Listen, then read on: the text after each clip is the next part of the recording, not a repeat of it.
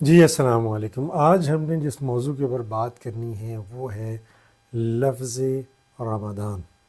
اچھا، اردو میں تو ہمیں اس بات کا علم ہے کہ یہ جو لفظ رمضان جسے ہم کہتے ہیں، چونکہ برصغیر کے اندر ضا اور زا کو ایک ہی فنیٹکس میں ان کی آواز ایک جیسی آتی ہے، تو وہ غلط العام ہے اور عام طور پر اسے غلط پڑھا جاتا ہے، یعنی کہ رمضان کہا جاتا ہے جبکہ لفظ رمضان ہے۔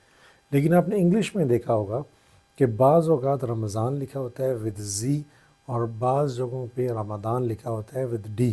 تو دونوں میں سے کون سا لفظ صحیح ہے؟ بنیادی طور پر ہوتا یہ ہے کہ اردو چونکہ لشکری زبان ہے، اردو کے اپنے الفاظ بہت کم ہیں۔ اردو نے بہت زیادہ الفاظ یا زیادہ تر الفاظ یا تو عربی زبان سے لیے ہیں یا فارسی زبان سے لیے ہیں۔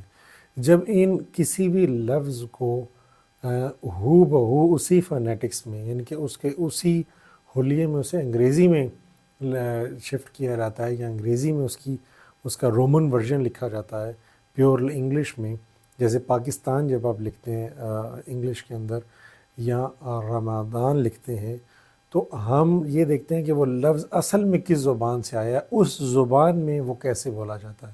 تو چونکہ جو رمضان ہے وہ اصل میں اوریجنلی ڈرائیوڈ ہے فرام عربک لینگویج، اور عربی زبان کے اندر رمضان لفظ ہے، تو پھر رمضان کا جو تلفظ ہے یا فنیٹکس ہیں اس کے اکارڈنگلی اس کو انگلش میں لکھا جائے گا۔ رمضان نہیں لکھا جائے گا، رمضان لکھا جائے گا۔